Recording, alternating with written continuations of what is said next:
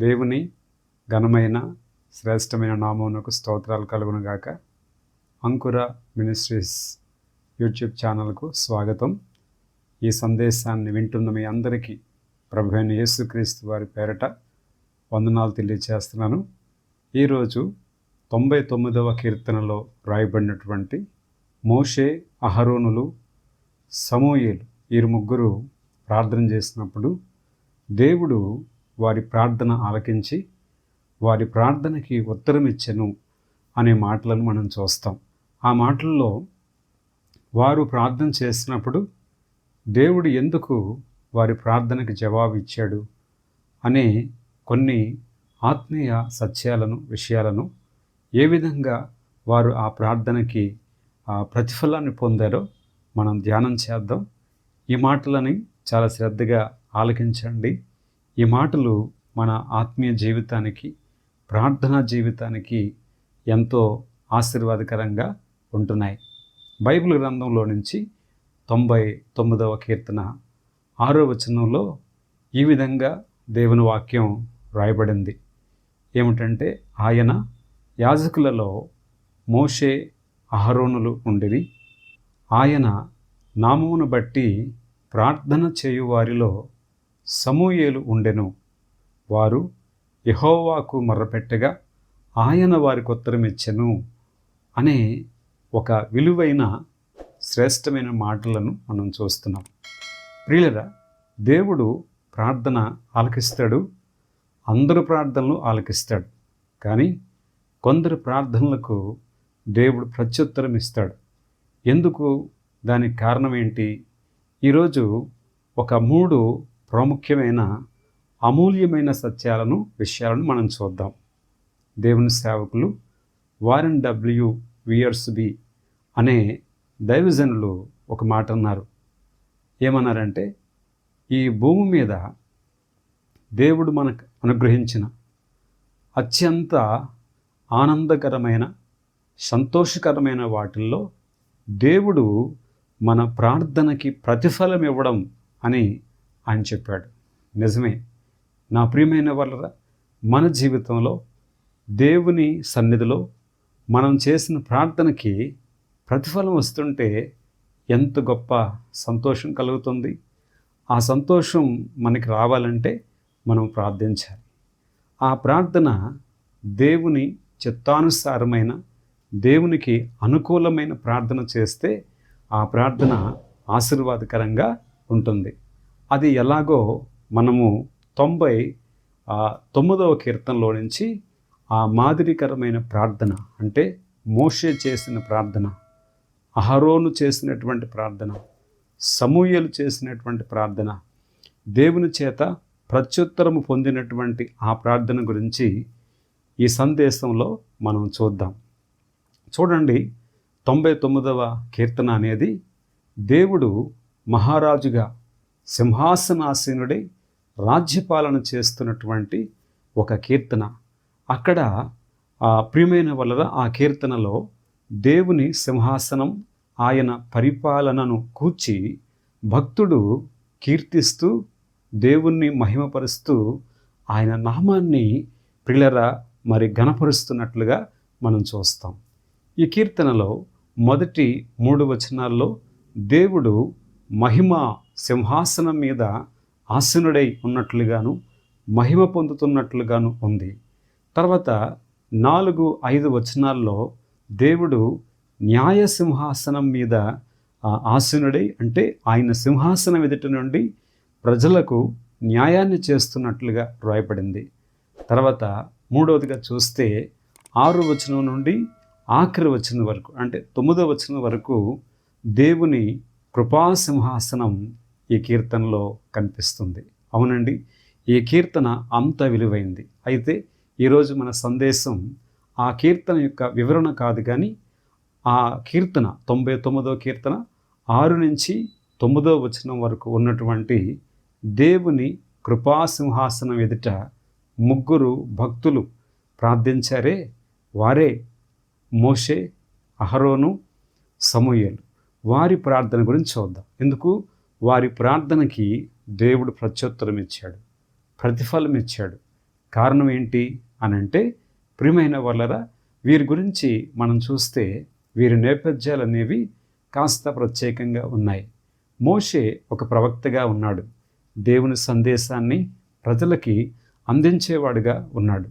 తర్వాత అహరోను అధికారపూర్వకమైన యాజకునిగా అతని సంతానం దేవుని ఎదుట ఉన్నట్లుగా మనం చూస్తాం.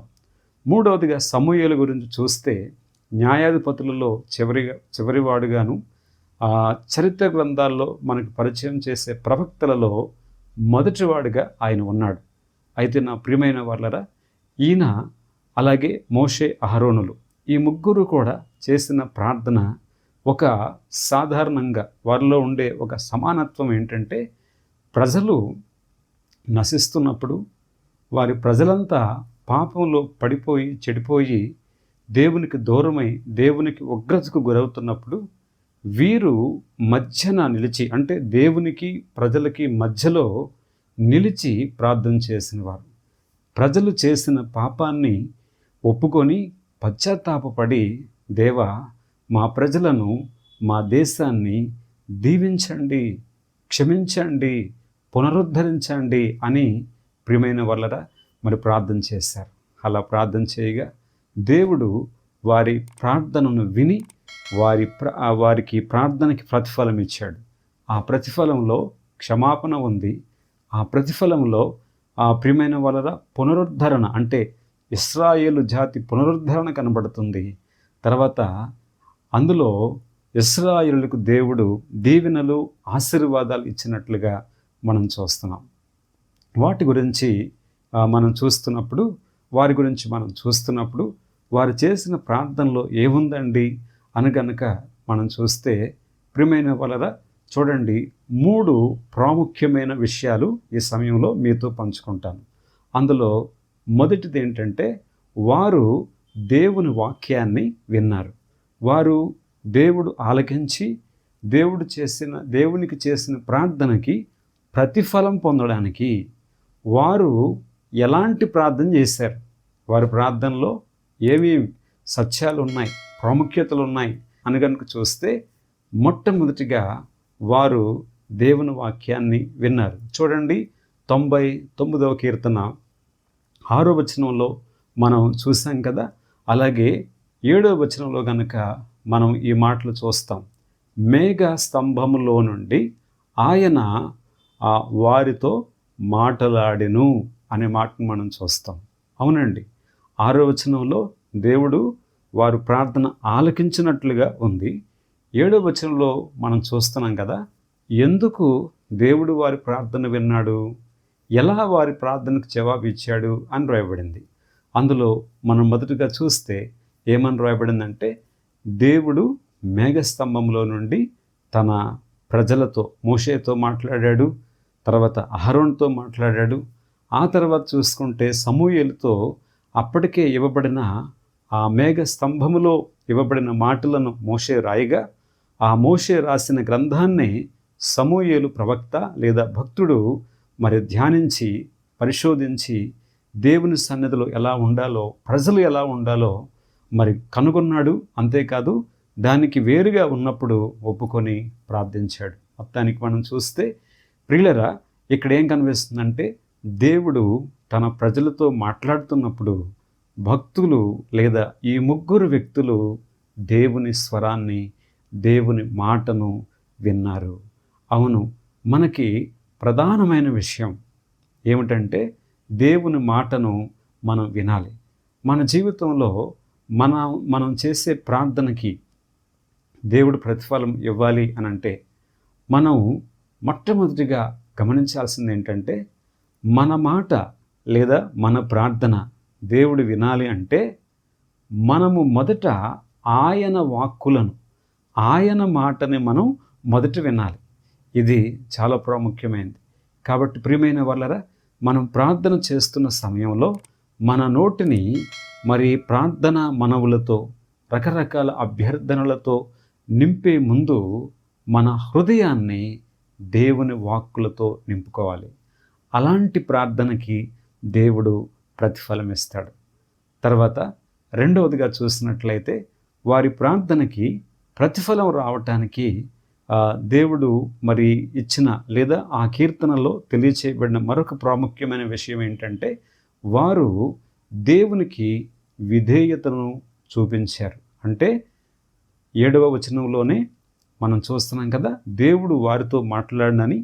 అదే 7వ వచనంలో తర్వాత మాటలు కనుక మనం చూస్తే ఏ విధంగా వ్రాయబడ్డాయి. వారు ఆయన శాసనములను అనుసరించిరి, ఆయన తమకిచ్చిన కట్టడను వారు అనుసరించిరి అనే మాటలను మనం చూస్తున్నాం. అవునండి, వాక్యాన్ని వింటున్నాం, అది మన హృదయంలో ఉంచుకుంటున్నాం, అంత మాత్రమే సరిపోదు. దేవునికి మనం విధేయత చూపాలి, దేవుని వాక్యానికి మనం లోబడాలి. మనలో ఏమైతే ఆయనకి నచ్చని ఉన్నావో అవి మనం ఒప్పుకోవాలి.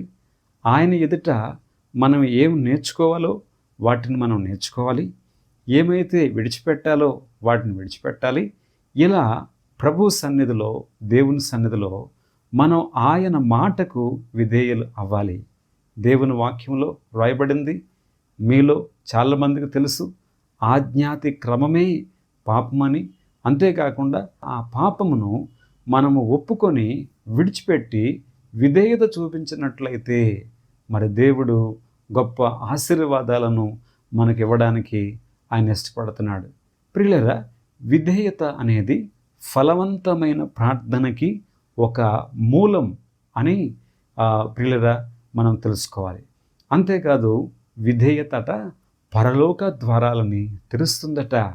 అంతేకాదు, పరలోక ద్వారాలను అవిధేయత అనేది మూసివేస్తుందని ఒక భక్తుడు అన్నాడు.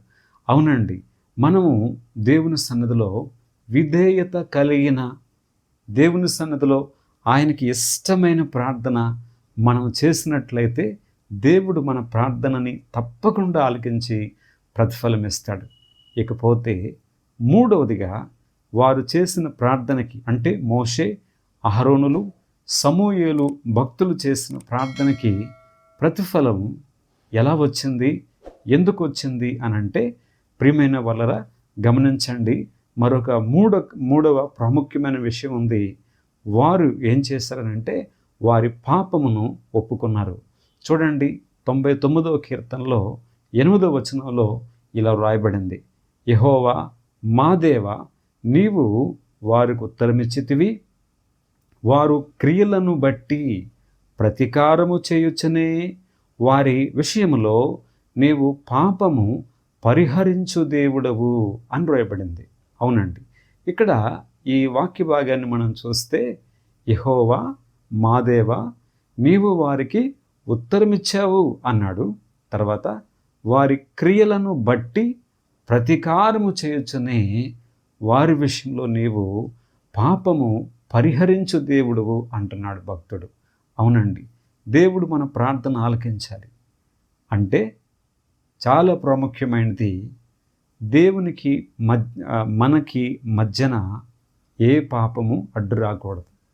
అంటే మనము చేసిన పాపాలనేవి, అపరాధాలనేవి, అవిధేయతలనేవి మనం చేసిన ప్రార్థనకి ప్రతిఫలం రాకుండా ఆటంకంగా ఉండిపోతున్నాయి. కనుక నా ప్రియమైన వాళ్ళరా, దేవుని సన్నిధిలో ఆ భక్తులు ప్రార్థించారు. ఏ విధంగా అంటే, దేవుని కృప కొరకు, ప్రభువా మమ్మలను క్షమించండి అని వారు వేడుకున్నారు. మమ్మలను క్షమించి, మా దేశాన్ని క్షమించి, మా ప్రజలను క్షమించి సహాయం చేయండి అని వారు వేడుకున్నారు. వారు వేడుకున్న తర్వాత దేవుడు ఉత్తరమిచ్చి వారిని ముందుగా క్షమించాడు. తర్వాత వారి ప్రార్థనకి ప్రతిఫలం ఇచ్చాడు. తర్వాత వారిని దేవుడు పునరుద్ధరణ చేసి దేవుడు వారిని దీవించాడు. కాబట్టి ప్రియమైన వాళ్ళరా, దేవుని ఎదుట మన ప్రార్థన ఎలా ఉండాలంటే, దేవుని సన్నిధిలో మనం ఎలా ప్రార్థించాలి అని అంటే, మనము పవిత్రమైన పెదవులతో ప్రార్థన చేయాలి. దేవునికి ఇష్టమైనది ఏంటంటే, ప్రియమైన వాళ్ళరా, చక్కనైన మాటలు కాదు, బహు చక్కని పదాలతో చేసిన ప్రార్థన కాదు, కానీ శుద్ధమైన, పరిశుద్ధమైన హృదయపు లోతులలో నుండి వచ్చిన మనస్పూర్వకమైన ప్రార్థన దేవుడు వింటాడు, ఆ ప్రార్థనకి ప్రతిఫలం ఇస్తాడు.